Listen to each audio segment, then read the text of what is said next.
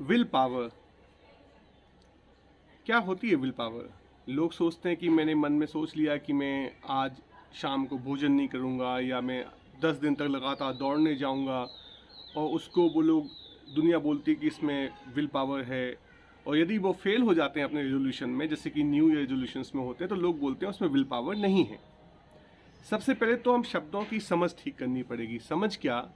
कि ये जो मन कहानियाँ बनाता है कि मैं ऐसा कर लूँगा, मैं वैसा कर लूँगा, और सुबह शरीर उसका साथ नहीं देता है या बुद्धि उसका साथ नहीं देती है, तो इसके पीछे हमारा एक अहंकार है। हम सोचते हैं कि हमारे सोचने से कुछ हो सकता है, लेकिन ऐसा नहीं है। जिसे आप विल पावर बोलते हैं, वो एक्चुअली में मानसिक शक्ति है या बौद्धिक शक्ति है। वो मानसिक शक्ति भी हो सकती है, बौद्धिक शक्ति भी हो सकती है, डिपेंड करता है कि वो कितनी गहराई से जो आपने सोचा है वो निकला है। लेकिन वो विल पावर नहीं है। विल पावर तो ओपन विल से आती है। ओपन विल से आती है मतलब विल पावर तब आती है जब हमारे अंदर श्रद्धा होती है। और वो श्रद्धा ऐसी नहीं कि झूठ मूठ का विश्वास, वो श्रद्धा इतनी गहरी होती है कि हमें खुद भी नहीं पता होता है कि हमारे पास कितनी विल पावर है। करोड़ों साल की मेमोरी है, अहंकार है, संस्कार है, जो एक ईगो के फॉर्म में हमारे अंदर बसा हुआ है। उसको तो सब कुछ चाहिए। उसको तो शुअर की जैसे विस्टा खाने का भी मन करता है, उसको तो कुत्ते के जैसे भौंकने का भी मन करता है, उसको तो लंगूरों के जैसे पेड़ों पर चढ़ने का भी मन करता है। नो, बहुत कुछ जानवरों जैसी पाश्विक प्रवृत्तियाँ हमारे अंदर हैं। और वो पाश्विक प्रवृत्तियाँ एक जो हमने पहले से अर्जन किया हुआ है ओपन विल का, एक विल पावर का, जो विल पावर मतलब एक श्रद्धा का, तो उससे दबी हुई होती हैं। जब वो पाश्विक प्रवृत्तियाँ उभर के सामने आती हैं, तो उनको दबाने के लिए हमें अपने मानसिक बल, बौद्धिक बल का उपयोग करना पड़ता है। और ये थकावट से भरा हुआ काम है, इससे हम थक जाते हैं। लेकिन ये भी ज़रूरी है, क्योंकि यदि हम बौद्धिक बल या अपने मानसिक बल का उपयोग नहीं करेंगे, तो हम जिस समाज में रहते हैं, जो हमारी सामाजिक व्यवस्था है, हम उसके साथ कैसे कंप्लायंस कर पाएंगे, हम उसके साथ कैसे अपना तालमेल बिठा पाएंगे। लेकिन तब थकने का काम हो जाता है, ज़िंदगी एक थकावट बन जाती है, एक इफ़र्ट बन जाती है, और हम सहज रूप से अपनी ज़िंदगी नहीं जी पाते हैं। तो ओपन विल, जिसे हम बोलते हैं श्रद्धा, वो आपको सहजता देती है जीवन में, और आप जीवन बहुत ही आराम से अपनी स्पीड में चल लेते हैं।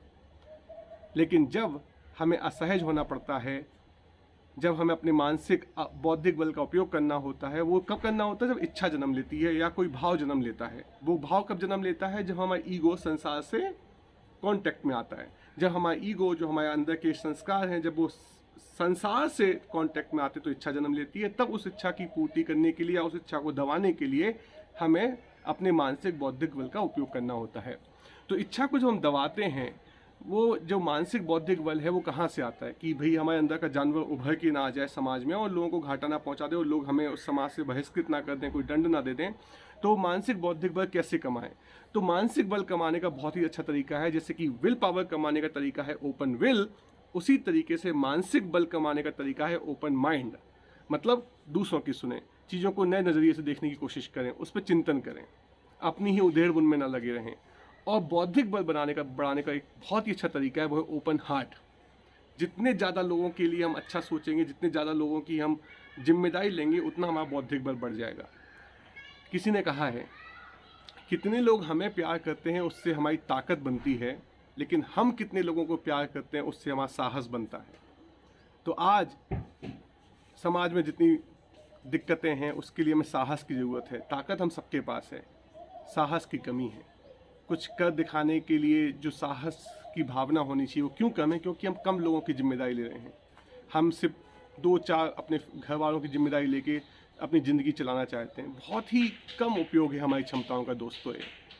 तो खैर, मेंटल और बौद्धिक बल तो आपको मिल जाएगा मेरी सलाह से, लेकिन इसके थकावट में हम ना फंसें, इसके लिए हमें ओपन विल का सपोर्ट होना बहुत ज़रूरी है। और ओपन विल जो आएगा दोस्तों, सिर्फ फ्री विल से आएगा। तो फ्री विल जब आपकी होगी, बहुत ही सहजता से ज़िंदगी बीतेगी। एक जैन मॉन्क से पूछा गया कि मेडिटेशन, ध्यान, साधना के पथ से क्या फ़ायदा होता है, क्या आपको सवालों के जवाब मिल जाते हैं? तो व्यक्ति बोला, नहीं, हमें सवालों के जवाब नहीं मिलते, हमारे सवाल ख़त्म हो जाते हैं। कितनी अच्छी बात है। क्योंकि जवाब कोई एक जवाब सही नहीं हो सकता, लेकिन एक सवाल ही आपके जीवन में नहीं है तो वो जीवन आपके लिए सहज है। तो कहने का मतलब सहज विल पावर, असहज मेंटल बौद्धिक बल, यही मिलके एक अच्छा समाज में आप जी सकते हैं।